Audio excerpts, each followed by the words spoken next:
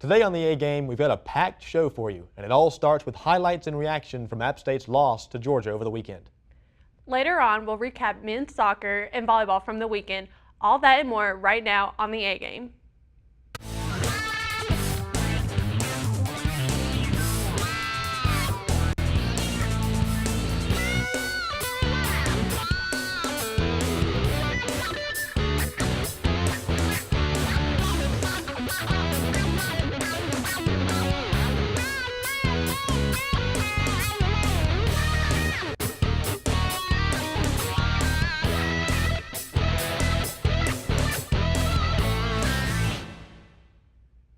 App State football squared off against Georgia in Athens on Saturday, but they fell short 31-10.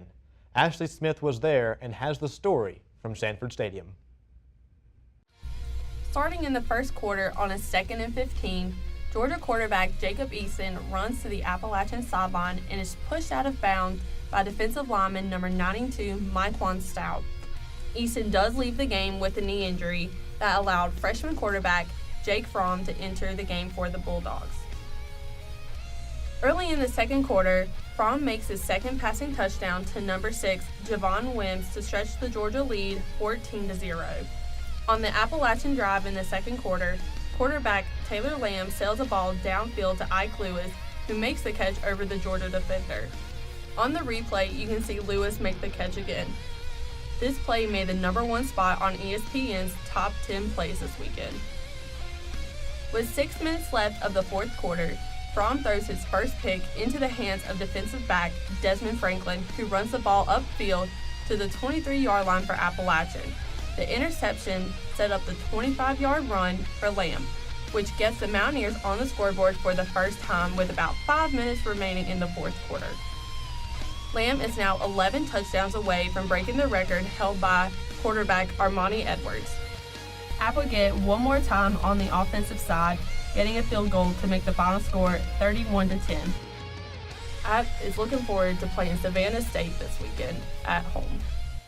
Your Appalachian State Mountaineers took on the Georgia Bulldogs here at Sanford Stadium for their first football game of the season, ending in a loss 31-10. Head coach Scott Satterfield and quarterback Taylor Lamb both mentioned about the mistakes made on both sides of the ball tonight, but also talked about how the finish in the fourth quarter is how they want practice to be for the next week going into the game against Savannah State next Saturday. I thought early on, defensively was playing really good, but offensively we just didn't get a lot going. We had a big play, then we shot ourselves in the foot with either a penalty. We had the fumble, Taylor's fumble there. Too many mistakes. And I think in the third quarter we came out, and I thought our defense got a little bit wore down in the second half. We went 3 and out offensively twice, and they had 2 long drives for touchdowns. We never picked our defense back up. Our mistakes, not only the penalties being behind the sticks, but we had little mistakes, running the wrong route, me not reading the right guy. So just correcting those mistakes and getting back and getting a win on our belt next week. The way we finished the fourth quarter is Appalachian State football. I mean, we're never going to quit. We're going to still make it a game. We're going to keep fighting, and to put 10 points on the board in the fourth quarter for us, that'll springboard us into next week. And we got to stick with the positives with that. No pointing fingers. I said, if you want to point a finger, point them to me. But our team's not like that. Our team's going to rally together. We'll come back and have a great practice tomorrow. And really, every time you lose like this, you just can't wait to get back on the field. So that's the great thing about football, man. We got another game next week. And so we'll come back strong next week for our home opener. Despite the disappointing loss, the Mountaineers are looking to do just that next week against Savannah State. With AppTV and the A Game, I'm Ashley Smith. As Ashley mentioned, Taylor Lamb is only 11 touchdowns away from breaking the all-time record here at App State. Lamb threw for 128 yards and the 1 rushing touchdown on the day against Georgia. App will get set for Savannah State at 3:30 this Saturday, with the national championship teams from 05 to 07 being honored at halftime.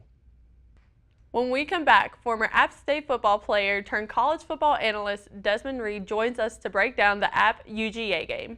And later, we've got men's soccer highlights from their win against Central Arkansas, plus highlights from women's soccer and volleyball versus Townsend. Hey, I'm Jalen Moore, and you're watching the A Game on AppTV. Everywhere that we go, he makes people laugh and makes people smile, and I feel like I have that quality. He's the one who always takes me fishing. And watch golf with him. And I watch him cook because when I grow up, I want to be a cook too. We have the same faces like this. Dad is the one, when you fall, that picks you up. That unconditional sense of presence and reassurance is really what makes him my father. Welcome back to the A Game, and our App State football coverage from the weekend against Georgia continues now with our own guest analyst, Desmond Reed, who was a football player last year, and now he's the exclusive A Game college football analyst for us. And I'm going to start off this with you, Desmond.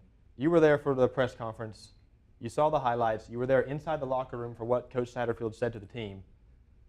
During the game, what was your perspective on the effort and some of the mistakes that they made? Did that dig them into a hole that was just too far to get out of? I feel like the effort was definitely there. I feel like, the defense, they would sprint to the football all game. I'm sure there probably was like a few, miscues here and there, but overall, I feel like the defense was definitely sprinting to the ball. Offense, you can't win when you're playing behind the sticks every possession.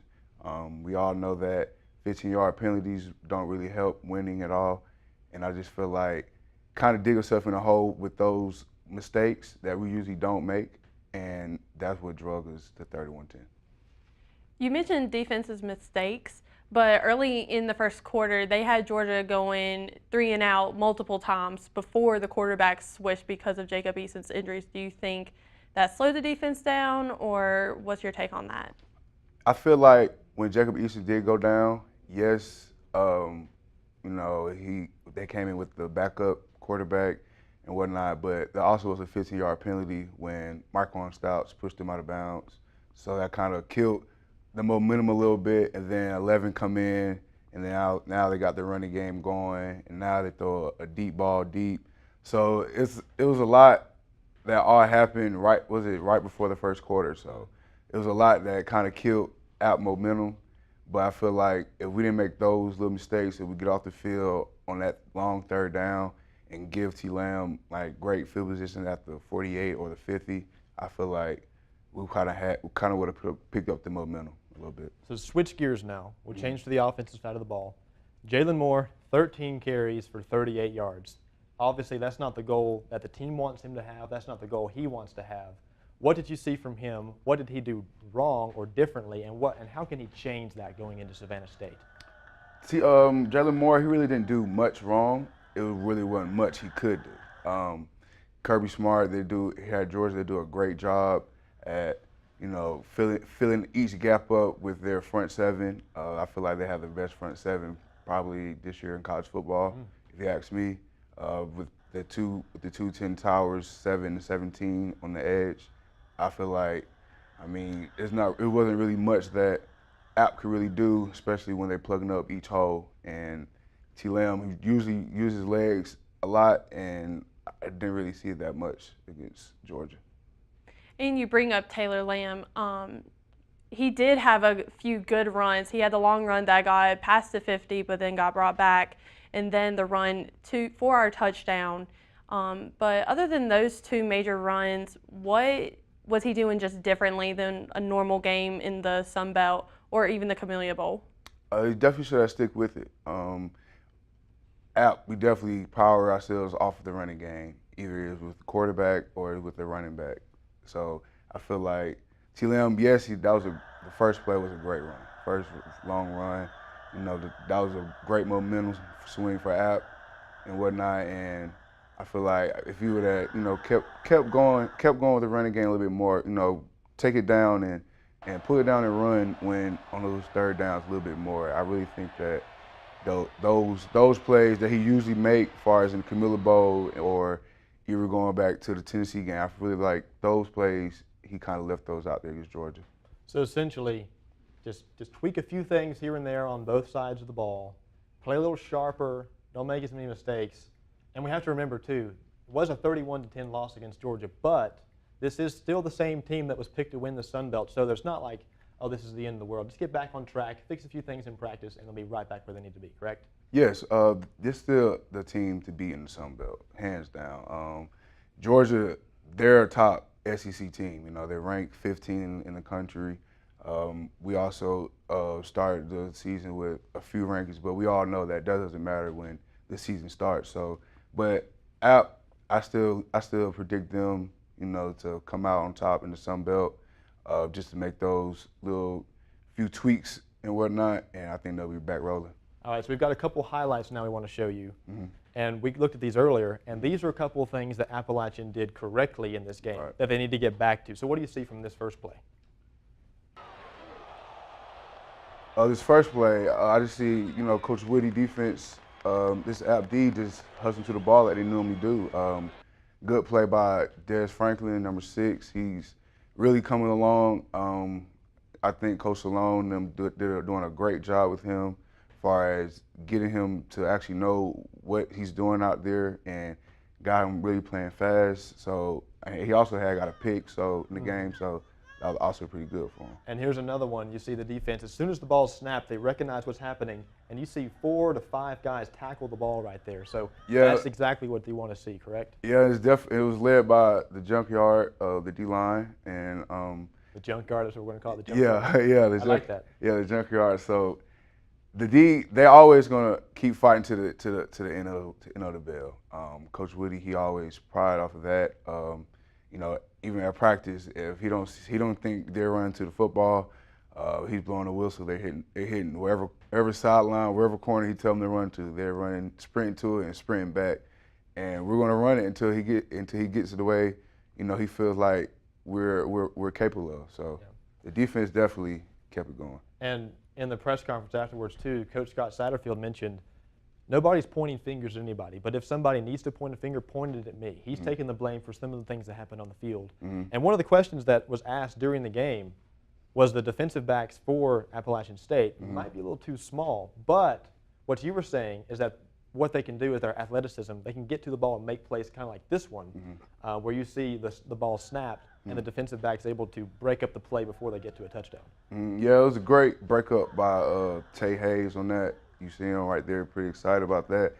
But what you were saying about Coach Sat, he's absolutely correct. You know, yeah, of course the head coach can take the blame for the loss or whatnot, but at the end of the day, as a player, you know, you still feel like you let your teammates down, you let the coaches down, because you guys all put the same work in throughout this whole summer, throughout the spring and whatnot, you know. So I feel like him saying that it really got to a few players and like, hey, we need to step it up because I don't think he can take any more, you know, on me. Yeah. So I feel like this upcoming game and throughout the season, they're going to turn it up a little bit. All right, we appreciate you coming in, man, giving us some insight on the team. Thanks. Of course, App State will be having their first home game this weekend against Savannah State, and some of those mistakes you talked about, hopefully we'll be able to see on the field in this first home opener against Savannah State this weekend. So he's Desmond Reed. He is our A-Game college football analyst, and we're going to take a quick break here on the A-Game, but we'll be right back with men's soccer recap and women's volleyball highlights. Stay with us. Hey, I'm Eric Boggs, and you're watching the A-Game.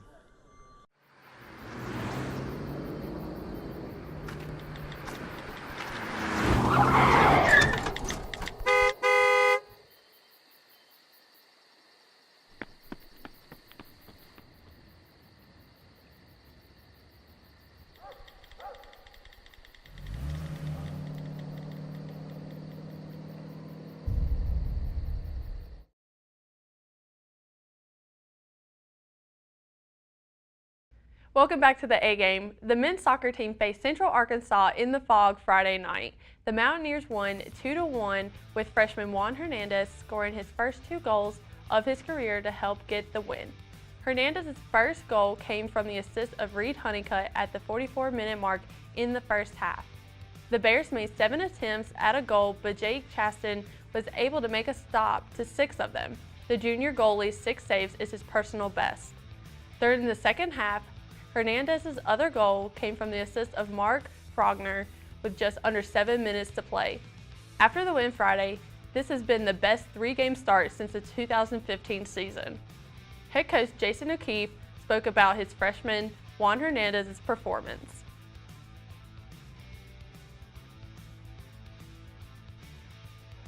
Juan, he did a lot of things we're looking for him to do. Hold up the ball, be technical, look for combination play, get in the box and score goals. He's coming in from a highly touted youth academy in Orlando City, and we knew he's going to be able to contribute right away. So we're pleased for him. His first game didn't go so well with a referee decision, and then he had to sit the next one. So this was really his first college game, to be honest, because he was sent off 20 minutes in. So for him to stay mentally strong, as he said, have the support of the team and bounce back with 2 goals was, phenomenal. The Mountaineers face East Tennessee State here in Boone this Saturday at 7. Your App State women's soccer team also played Arkansas this weekend, going to a 3rd consecutive overtime period. This one, though, took 2 overtimes for completion. Kickoff was about 30 minutes after the conclusion of the men's game, and as you can see, the fog was still setting low on the field, making visibility an issue. App shot a season-high 7 shots on goal, with 1 from Ava Dawson getting through the back of the net. The goal was the sophomore's first career goal for the Mountaineers, and keeper Lauren Burke had 7 saves and letting only 1 roll through. As mentioned earlier, the game went to 2 overtime periods, but ended in a 1-1 tie. The team will travel to Texas Tech, still searching for their first win of the season this Sunday. The volleyball team faced Towson University in their first game of the Appalachian Invitational Friday night. The Mountaineers faced a tough opponent from Maryland, battling through 4 sets, ending in a loss. Despite the 3-1 set loss, freshman standouts Kara Spicer, Lexi Kohut, and Grace Morrison all played well on the net. Spicer ended her night with 17 kills and 4 blocks. Kohut tallied 8 kills, and Morrison finished with 3 solo blocks. Libero Olivia Loeffler had 19 digs, along with junior defensive specialist Sydney Hines, who had 12. Head coach Matt Ginepro said the team's lack of experience was a major contribution to the loss. It's that effort, it's that mentality of not going after everything with 100% effort that's really hurting us right now. And part of it is youth, I get it. But that's the biggest thing. Skill-wise, we're going to be up and down because we've got some players in different positions and we're really, really young, but I just want 100% effort. The Mountaineers finished the Appalachian Invitational with losses against Virginia and East Tennessee State on Saturday. The volleyball team will be practicing on campus this week before heading to North Dakota to play a doubleheader. Thanks for watching this first episode of the A-Game for the semester. Don't forget to follow us on Twitter at the A-Game Sports. I'm Braxton Critcher. And I'm Ashley Smith. And for everyone else behind the scenes, see you next time.